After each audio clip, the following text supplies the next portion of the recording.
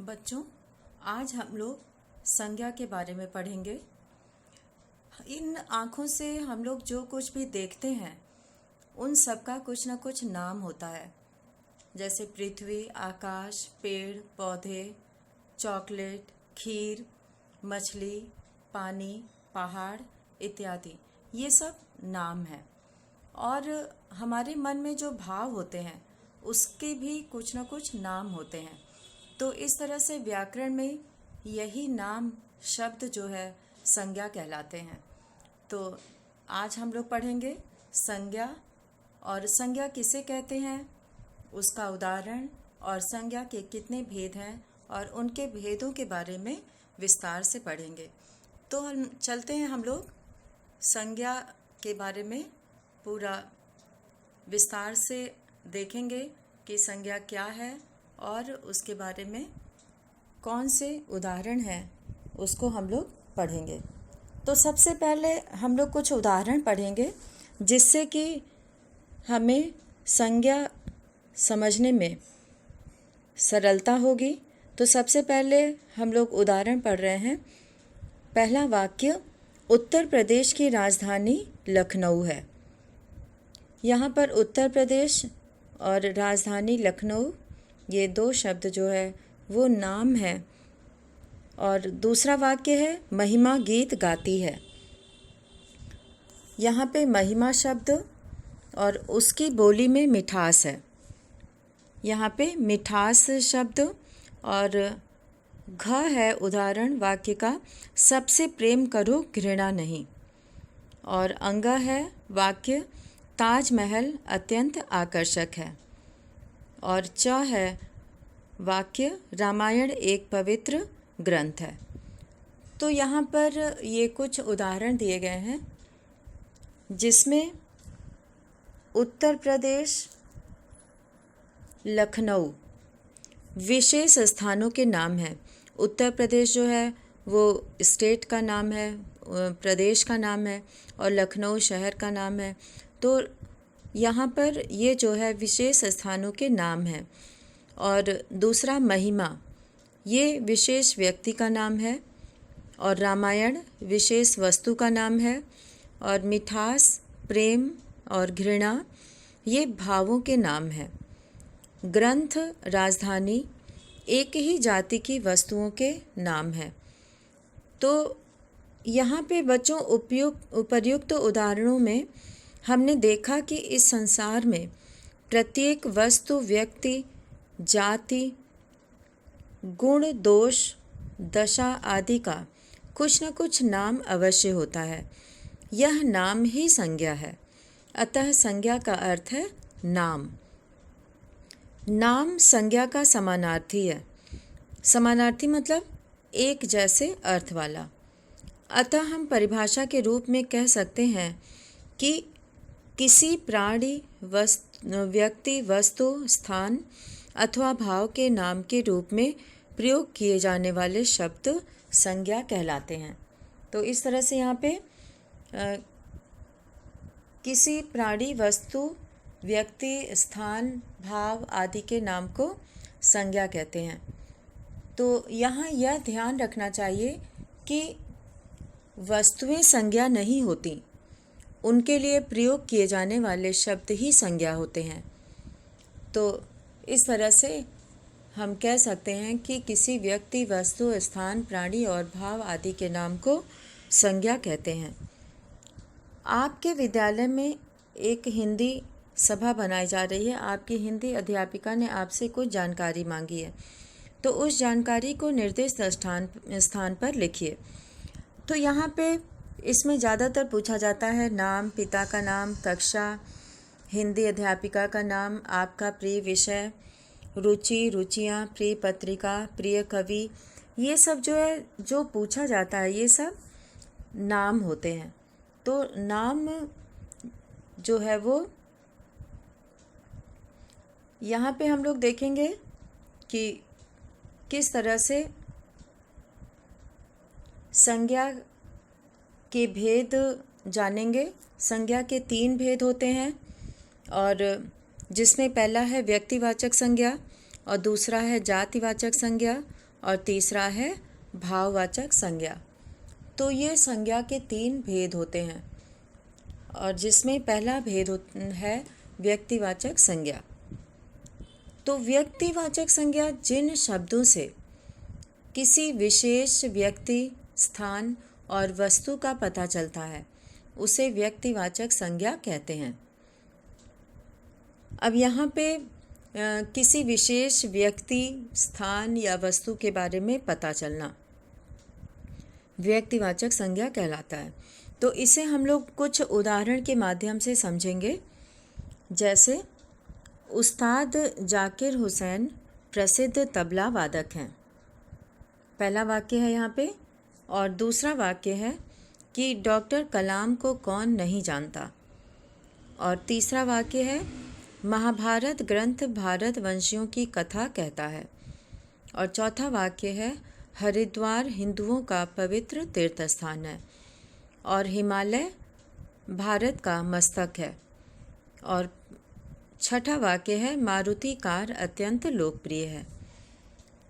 तो इन उदाहरणों में रंगीन अक्षरों में छपे पद विशेष व्यक्ति, जैसे यहाँ पे बताया जा रहा है कि पहले वाक्य में जो है वो विशेष व्यक्ति जाकिर हुसैन, और यहाँ पे और दूसरा जो है वो विशेष व्यक्ति डॉक्टर कलाम। तो यहाँ पे डॉक्टर कलाम जो है वो विशेष व्यक्ति का दर्जा दिया गया है। अब है इसमें जैसे महाभारत, ये विशेष पुस्तक का नाम है महाभारत। और इसी तरह से ये नाम है हरिद्वार, यानी कि एक विशेष जगह का नाम है हरिद्वार। और इसके बाद है हिमालय, हिमालय भारत का। तो यहाँ पे हिमालय और भारत जो है वो एक विशेष पर्वत का नाम है हिमालय, और भारत देश का नाम है। तो यहाँ पे और एक शब्द जो छठे वाक्य में आया है मारुति, तो मारुति का अर्थ, मारुति जो है वो एक विशेष कार का नाम है। तो इस तरह से हम लोग देखेंगे इन उदाहरणों में कि विशेष व्यक्ति, वस्तु, स्थान के नाम हैं और ये सभी व्यक्तिवाचक संज्ञाएं हैं। तो इस तरह से जाकिर हुसैन, डॉक्टर कलाम, महाभारत, हरिद्वार, हिमालय, भारत, मारुति, ये सभी जो है वो विशेष नाम हैं। तो इसीलिए ये व्यक्तिवाचक संज्ञाएं हैं। तो व्यक्तिवाचक संज्ञा की परिभाषा इस प्रकार है कि किसी विशेष व्यक्ति, वस्तु या स्थान का बोध कराने वाले शब्द व्यक्तिवाचक संज्ञा कहलाते हैं। तो यहाँ पे हम लोगों ने ये उदाहरण देखा, और कुछ उदाहरण और भी हो सकता है। जैसे शाहरुख खान सर्वश्रेष्ठ अभिनेता हैं, बनारस बनारसी साड़ियों के लिए प्रसिद्ध है, और काका हाथरस में जन्मे थे, और रामचरितमानस प्रसिद्ध ग्रंथ है। तो इन वाक्यों में भी शाहरुख खान, बनारस, काका हाथरसी, रामचरितमानस इत्यादि जो है वो विशेष व्यक्ति, स्थान और वस्तु का नाम है, और इसीलिए ये सब व्यक्तिवाचक संज्ञा का उदाहरण है। अब हम लोग दूसरा भेद देखेंगे जो है जातिवाचक संज्ञा। तो जातिवाचक संज्ञा वह संज्ञा होती है जिन संज्ञा शब्दों से वस्तुओं, प्राणियों, पदार्थों और स्थान आदि की पूरी जाति का पता चलता है, उन्हें जातिवाचक संज्ञा कहते हैं। तो यहाँ पे इसको समझने के लिए हम लोग कुछ वाक्यों को पढ़ेंगे, जिसमें पहला है, जैसा कि जातिवाचक से ही समझ में आता है, जाति का मतलब होता है समूह, एक तरह की सभी चीज़ों का समूह। जैसे कि कोई पेड़ है तो उसमें सारे पेड़ आ जाते हैं, आम, जामुन, अमरूद, और जितने भी पेड़ होते हैं, नीम, पीपल, जितने भी इस संसार में पेड़ होते हैं वो सारे जो है वो पेड़ जाति के अंतर्गत आ जाएंगे। तो वृक्ष जो है, पेड़, वो समूहवाचक है, उसमें सारे पेड़ आ जाते हैं। और जब हम किसी विशेष पेड़ का नाम लेते हैं, जैसे आम का पेड़, तो यहाँ पे ये व्यक्तिवाचक संज्ञा हो जाता है।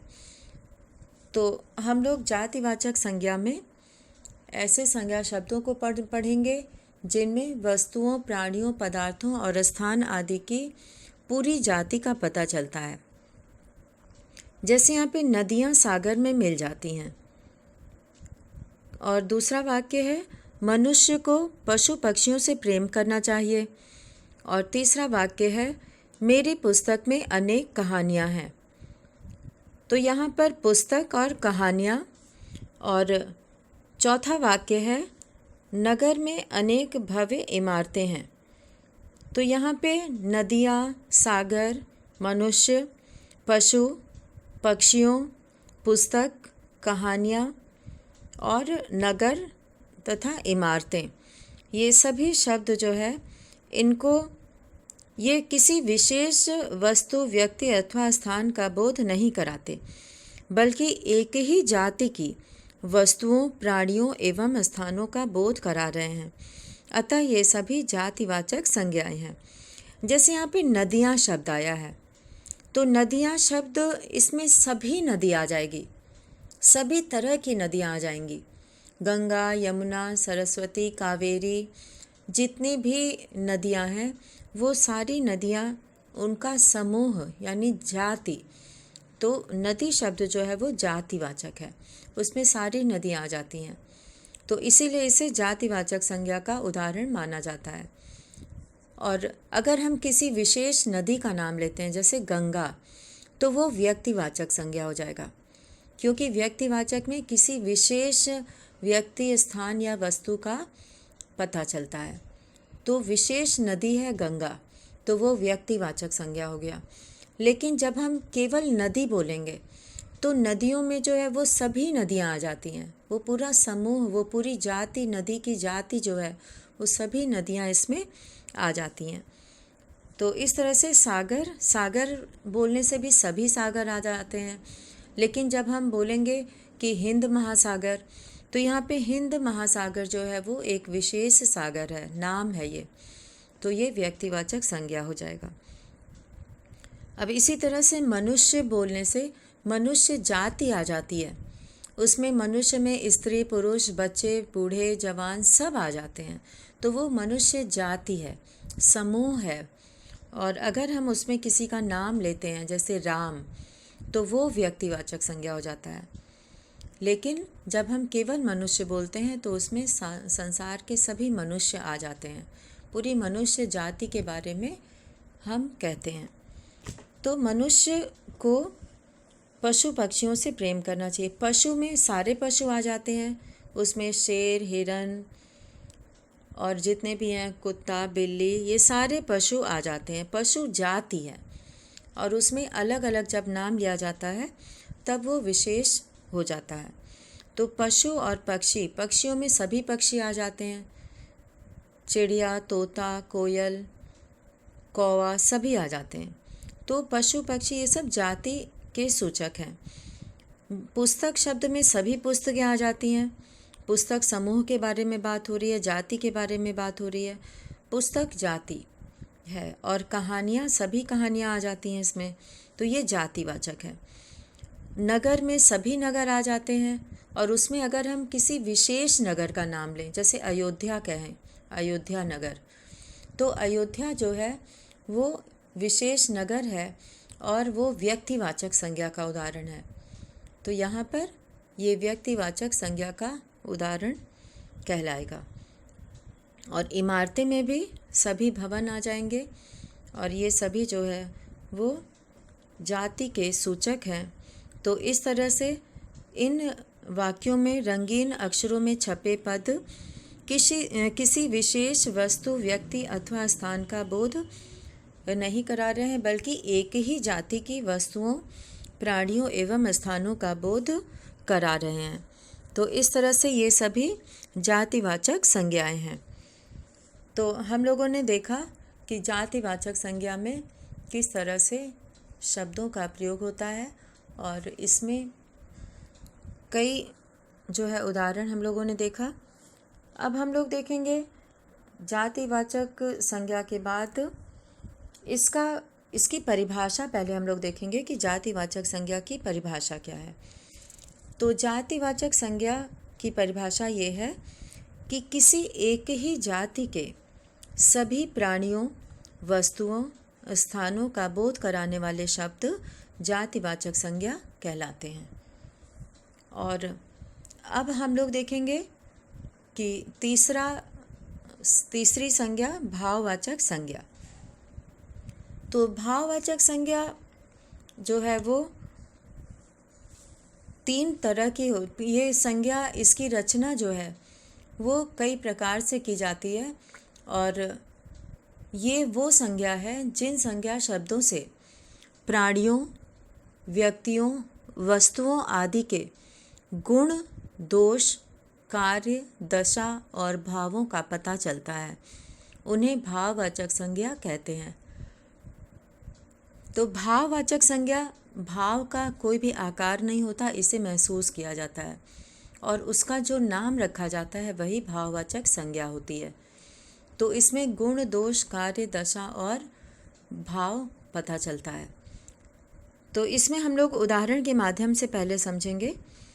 तो पहला उदाहरण है, यहाँ पे वाक्य है, चारों ओर हरियाली छाई है। हरी भरी जगह के लिए हम लोग नाम देते हैं हरियाली। तो चारों ओर हरियाली छाई है और देशभक्ति के गीत चारों ओर गूंजने लगे। यहाँ पे देशभक्ति, जो देश से प्रेम करता है तो उसको कहते हैं कि उसके अंदर देशभक्ति है।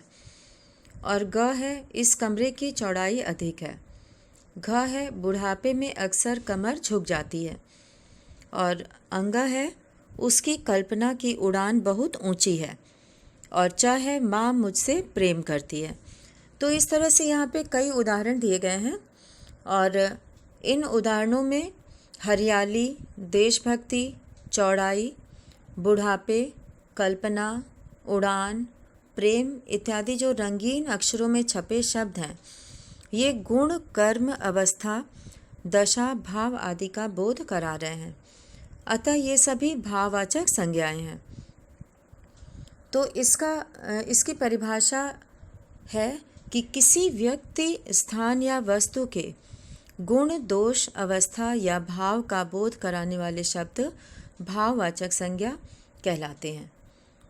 इन भाववाचक संज्ञाओं का संबंध हमारे भावों से होता है, यानी कि हम जो भी महसूस करते हैं और जो भी समझते हैं, हमारे मन में जो विचार आते हैं, अतः इनका कोई आकार नहीं होता। और भाववाचक संज्ञाएं जब बहुवचन में प्रयोग की जाती हैं तब वे जातिवाचक संज्ञा बन जाती हैं, जैसे बुराइयां, लड़ाइयाँ, प्रार्थनाएं आदि। और इस तरह से ये जो है भाववाचक संज्ञा, इसमें गुण, दोष, कार्य, दशा और भाव का पता चलता है। जैसे पर्वतों की सुंदरता किसे मुग्ध नहीं करती, बुढ़ापा किसी को अच्छा नहीं लगता, युवराज सिंह ने 6 छक्के लगाकर सबको मोहित कर दिया, बच्चों की मुस्कुराहट सबको अच्छी लगती है। तो इस तरह से सुंदरता, बुढ़ापा और मोहित, मुस्कुराहट इत्यादि सारे शब्द जो हैं वो भाववाचक संज्ञा है। अब हम लोग देखेंगे कि भाववाचक संज्ञा का जो है इसमें किस तरह से भाववाचक संज्ञाएं बनाई जाती हैं। तो यहाँ पे हम लोग भाववाचक संज्ञा बनाना सीखेंगे कि जातिवाचक संज्ञा से भाववाचक संज्ञा कैसे बनती है। क्योंकि यहाँ पे हम लोग देखेंगे कि भाववाचक संज्ञा की रचना 5 तरह से होती है। जातिवाचक संज्ञा से, सर्वनाम से, विशेषण से, क्रिया से और अव्यय से। ये 5 तरह से भाववाचक संज्ञा बनाई जाती है। तो ये जानना बहुत ज़रूरी है कि किससे कैसे संज्ञा बनती है भाववाचक संज्ञा। तो यहाँ पर 2 शीर्षक दिया गया है, जातिवाचक संज्ञा और भाववाचक संज्ञा। तो इसमें बहुत सारे उदाहरण हैं, जिसमें से कि कुछ उदाहरण हम लोग पढ़ेंगे। जिसमें पहला है कि लड़का, और इससे लड़कपन शब्द बना है जो भाववाचक संज्ञा है।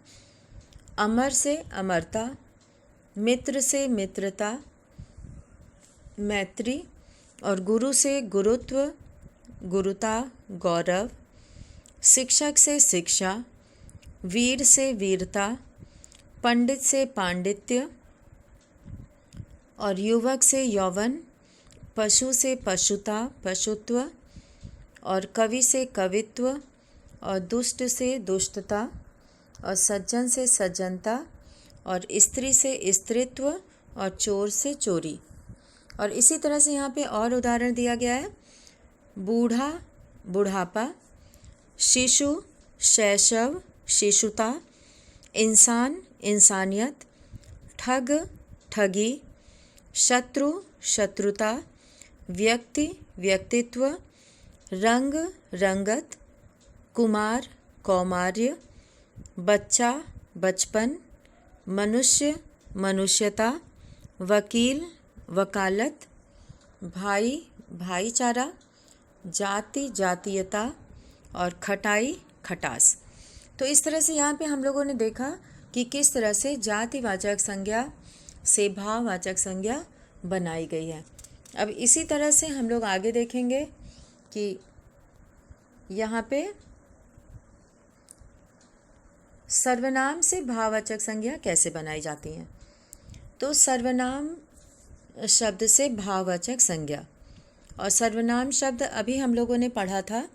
पुरुषवाचक सर्वनाम होते हैं, जिसमें कि उत्तम पुरुष, मध्यम पुरुष और अन्य पुरुष होते हैं। तो उनमें जो भी शब्द आते हैं उन शब्दों से भाववाचक संज्ञाएं बनाना। जैसे यहाँ पे कुछ उदाहरण दिया गया है। अहम, अहम से अहंकार, मम से ममता, पराया से परायापन, निज से निजता, निजत्व। और इसी तरह से दूसरी तरफ लिखा हुआ है सर्व, सर्व का मतलब होता है सब, उससे सर्वस्व। और अपना से अपनापन, आप से आपा, और स्व से स्वत्व। तो ये स्व का अर्थ होता है अपना, और स्वत्व मतलब भी होता है अपनापन। तो इस तरह से सर्वनाम से भाववाचक संज्ञाएं बनाई गई हैं। तो अब हम लोग देखेंगे कि किस तरह से विशेषण से भाववाचक संज्ञा बनती है। विशेषण शब्द जो किसी की विशेषता बतलाते हैं उसे विशेषण कहते हैं, और जिस चीज़ की विशेषता बताई जाती है उसे विशेष्य कहते हैं। तो यहाँ विशेषण की बात हो रही है। विशेषण से भाववाचक संज्ञाएं कैसे बनती हैं। तो विशेषण से भाववाचक संज्ञा, पहले शीर्षक के अंतर्गत विशेषण दिया है और दूसरी तरफ भाववाचक संज्ञा लिखा है। तो विशेषण है सुंदर। सुंदर कैसे विशेषण है, जैसे कि सुंदर बगीचा, सुंदर घर। तो यहाँ पे सुंदर शब्द विशेषण है। तो सुंदर से ता प्रत्यय लगाकर बना है सुंदरता, सौंदर्य। और मधुर में मधुरता, माधुर्य। हरा, हरियाली। आलसी, आलस्य। राष्ट्रीय, राष्ट्रीयता। निर्बल, निर्बलता। चतुर, चतुरता, चातुर्य। युवा, यौवन। भयानक, भय। कुशल, कुशलता, कौशल। सज्जन, सज्जनता। और भिक्षुक, भिक्षा। अभी और उदाहरण इधर दिया गया है कि अमर, अमरता। ऊंचा, ऊंचाई। संतुष्ट, संतोष, संतुष्टि। महंगा, महंगाई। शांत, शांति। सहायक, सहायता। एक, एकता। अधिक, अधिकता। काला, कालिमा। लंबा, लंबाई। विद्वान, विद्वत्ता। और गर्म, गर्मी। तो इस तरह से हम लोगों ने देखा कि विशेषण से भाववाचक संज्ञाएं बनी हैं। तो ये बहुत सारी ऐसे विशेषण हैं जिनसे भाववाचक संज्ञा बन सकती है। अब हम लोग देखेंगे घ वाला कि क्रिया से भाववाचक संज्ञा कैसे बनती है। तो क्रिया से भाववाचक संज्ञा बनाना, जैसे थकना, ये सब क्रिया है, वर्ब है। तो थकना, थकावट, थकान, ये भाववाचक संज्ञा बनेगी। और रंगना से रंगाई, उड़ना से उड़ान, लूटना से लूट, खेलना से खेल, हंसना से हंसी और सींचना से सिंचाई, मांगना से मांग और कातना से कताई, रोपना से रोपाई, दौड़ना से दौड़, बोना से बुआई, सजाना से सजावट और कहना से कहावत। तो यहाँ पे ये सारे शब्द थे क्रिया के जिनसे भाववाचक संज्ञा बनाई गई। तो ये सभी शब्द हैं क्रिया के और क्रिया से ये भाववाचक संज्ञा बनाई गई है। तो अब हम लोग देखेंगे कि किस तरह से भाववाचक संज्ञा बने हैं। अब हम लोग यहाँ पर कुछ शब्दों को देखेंगे, जैसे कि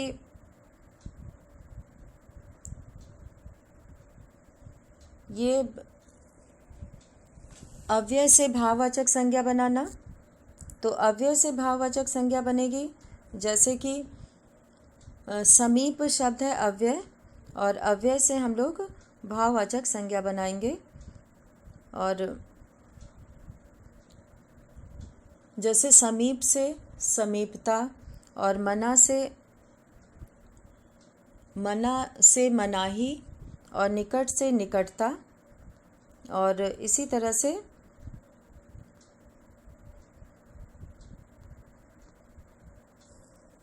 खूब से खूबी। और यहाँ पर और भी शब्द हैं जिससे कि हम लोग शब्द भाववाचक संज्ञा बना सकते हैं, और जिसमें जो कि हम लोगों ने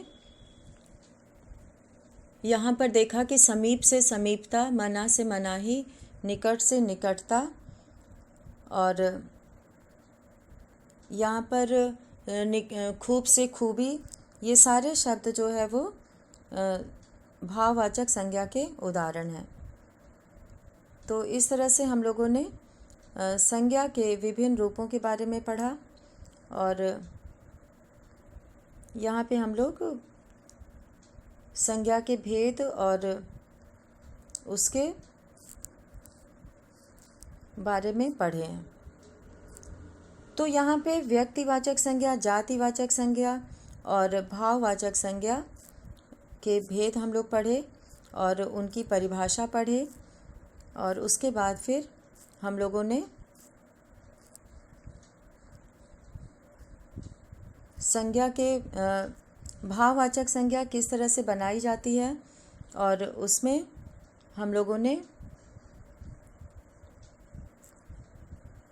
उनकी विशेषण से, सर्वनाम से, इन सभी चीज़ों से किस तरह से भाववाचक संज्ञा बनाई गई।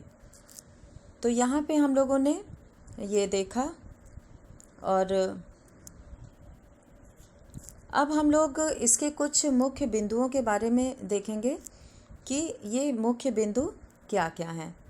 तो इसमें सबसे पहले हम लोग देखेंगे कि संज्ञा किसे कहते हैं और संज्ञा की परिभाषा क्या है। तो यहाँ पे हम लोग संज्ञा की परिभाषा जो है वो किसी विशेष वस्तु, व्यक्ति या स्थान का बोध कराने वाले शब्द को जो है वो व्यक्तिवाचक संज्ञा कहते हैं, और केवल संज्ञा जो है वो किसी व्यक्ति, वस्तु, स्थान या भाव के नाम को संज्ञा कहते हैं। और जब हम किसी विशेष व्यक्ति, वस्तु या स्थान का बोध कराने वाले शब्दों को देखते हैं तो वो व्यक्तिवाचक संज्ञा कहलाता है।